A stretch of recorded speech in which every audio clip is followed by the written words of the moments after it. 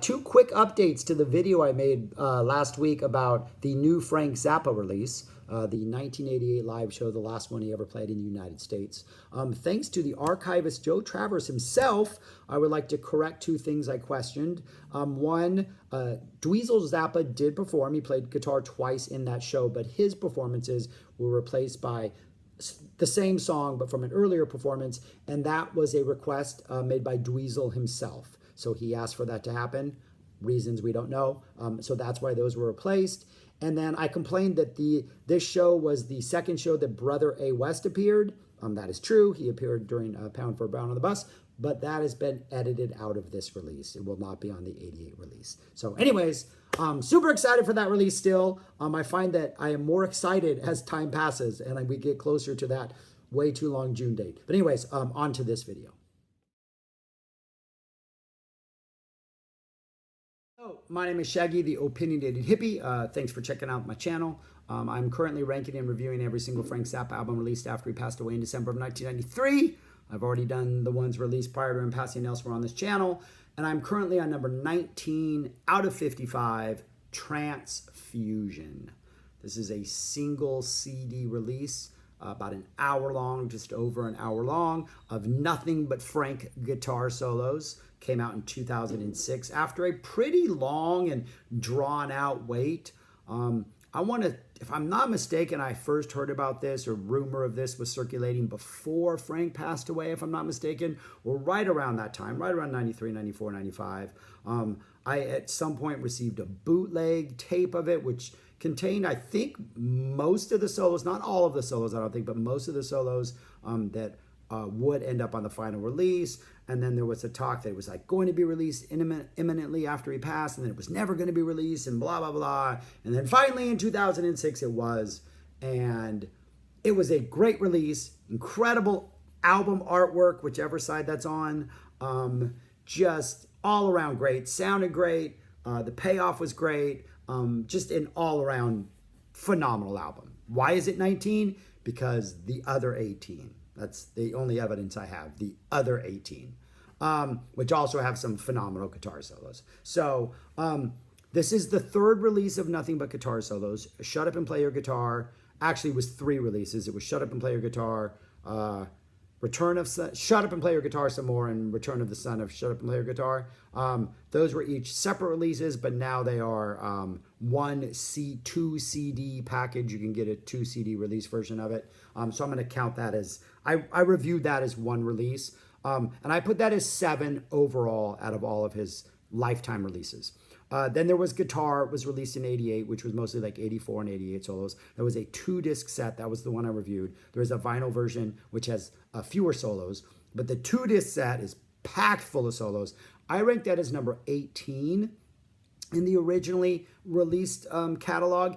And I think the post ZFT, the passing, the post 93 stuff, that is a much stronger catalog. Like, I think these 17 that remain are probably stronger than the 17 I have on that list. I mean, it's pretty close, but I think these 17 are stronger. So putting Transfusion as 19, I actually think it's a little better than Guitar. I think there might be more, like, overall a couple better solos on Guitar, and I love the fact that it's 2 full discs. Like, that is great. But as an album, as a sit-down listening experience, an hour-long listening experience, I think Transfusion is a much, much stronger album. And for 2 reasons that are convoluted. Well, the obvious reason is the quality of the solos. But one is, it feels like an album in the sense that it opens up with a full Chunga's Revenge. So you get a full song to open up the CD, which was a song Frank opened shows with. So that was kind of neat. So it feels like you're listening to a show. Then you get a whole bunch of solos. And then the last solo was a I Am the Walrus coda. So when the 88 band did I Am the Walrus, which you can hear on the live 88 show that's released on June 18th. Go to Zappa.com to check it out. I get paid nothing for making that recommendation. I just think I know it's going to be a worthwhile purchase. After the I Am the Walrus at a May 88 show, Frank just kind of started playing the guitar kind of almost like a blues lift. It almost sounded like a Derek and the Dominoes, dun dun dun, bang, like they're gonna go into like No One Knows When You're Down and Out or something like that. But it didn't. It went off into weird Frank territory. But it was like the coda to the end of this, and so to have that at the end of this album, even though you don't get the I Am the Walrus, so you don't know it's a coda, it feels like a coda. It feels like something that was just created to end a beautiful moment. And so to have those bookends on the album really helps the sort of album feel like a complete experience. And then one of the things that works really well with the sequencing on this album and the track selections, something I have a complaint about the 84 band is something that really makes this album stronger. So the 84 band had this habit of, in very certain songs, especially Let's Move to Cleveland and Hot Plate Heaven at the Green Hotel, and sometimes others, of when the song got to the part where Frank would solo, instead of like, sliding or easing or running or coasting into that solo vamp, with the momentum that the song had built up, they would stop and then go in a different direction. Like it's jarring. Solos are great. Like, Frank, for the most part, delivered some strong solos. As I think the guitar album shows that, okay, 84 had some really, really good guitar playing. This one, Transfusion, further supports the idea that 84 had some really, really good guitar playing.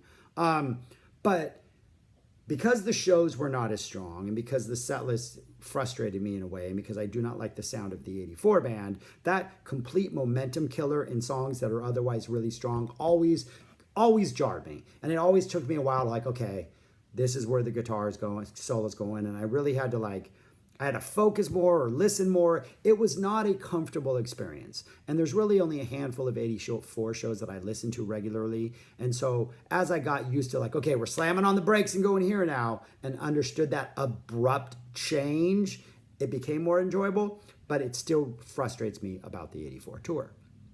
And to some degree, 88. But what really works on this album is, I think, probably the 5 most interesting, if not the strongest solos, are the 3 Let's Move to Cleveland solos and the 2 Hot Plate Heaven solos. These solos that if I had heard them in their original context, I'd probably go, oh, we're starting over again. Okay, I got to readjust. But here, as just standalone solos, they work as standalone songs and almost like standalone expressions of whatever Frank was thinking. And most of them are chaotic, and there's usually some weird vamp that has been looped, and Tunis is off on his own, and there's a lot of just random noises. But it works incredibly well, especially because a lot of these other songs, the song they come from is recognizable. The City of Tiny Lights, the song that's from City of Tiny Lights on here, it has that old G minor thing. Dun, dun, dun, dun, dun, dun, dun. You recognize that. The King Kong has that King Kong vamp. Dun, dun, dun, dun, dun, dun, dun. You know you're in King Kong. Oh No has that amazingly upbeat, that really fast rhythm that is on the Make a Jazz Noise here. You recognize these songs. And so it's almost like this album is a lot more user-friendly than guitar is, because guitar really is like solo, solo, solo, solo, solo, solo. So, oh, I kind of recognize the Charlene vamp, solo, solo, solo. It's a lot more of a just like dense experience. This is a lot more user-friendly in that you're like, solo, solo, oh, I recognize this vamp. This is obviously from this song. Oh, I recognize this. This is really comfortable, familiar territory. Ooh, now we're way off into weird land with this, but it works in the context of this. So that's why I think this is a strong album. And pretty much what it comes down to are the solos are all great. The Scott Tunis, Chad Wackerman rhythm section, which is on most of these songs, is phenomenal. And they're just really well-selected songs and great solos. And like, what else can I say? If you like Frank's guitar solos, there is nothing not to like about this album. Quickly, I want to run through what solos are on here so you know, in case you're interested. Opens up with the Chunga's Revenge. Dweezil does open. He does the first solo in this song and thus on the album. Then Frank solos. And then they go at it for a while. And I think the going at it is by far the most interesting part of this opening solo. Their interplay and, the way they phrase and the way they work against each other. Oh, beautiful, beautiful. That's followed by Bowling on Charon. Probably mispronouncing that, Charen. If you have boots of the 77 tour, this is used to be called The Squirm. It is a Wild Love solo. You can get the entire version of this on Halloween 77. It is from the October 28th late show, I believe, maybe early show. This is a shortened version, about 2 minutes shorter than the actual Wild Love solo, but it's still great. This is 5 minutes. That one's like 7. Then you get Good Labna, Simpsons reference, which is a Let's Move to Cleveland solo. This has that dun, dun, dun, dun, dun, dun, Cleveland vamp. But it works because you're not taking out of the momentum of Cleveland. It's just this standalone sort of thing.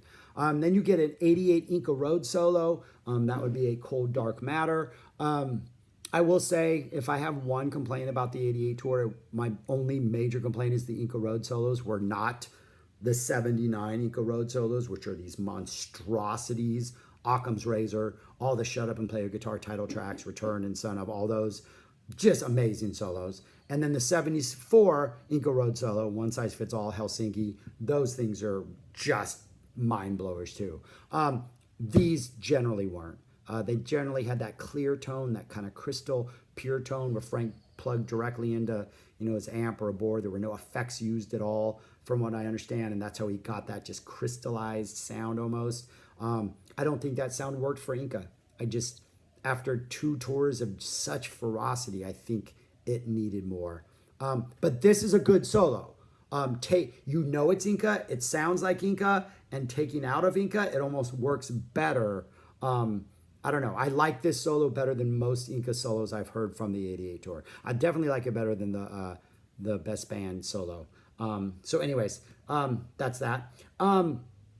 Then you get my favorite track on here, Butter or Cannons, which is a crazy Let's Move to Cleveland 84 solo from the Pier. That you can't do, the Best Band You've Never Seen in Your Life video performance, that venue. I love this solo. I think this is just one of the craziest. Then you get Ask Dr. Stupid, which is from 79, and it's an Easy Meat solo from 79, and the Easy Meat vamps from 79 were very just like, dun, dun, dun, dun, dun. I mean, just this very hard driven rhythm over and over, and it just... This kind of stands out. Like, this is the one solo that's a little like, whoa. Interesting that they chose this from 79.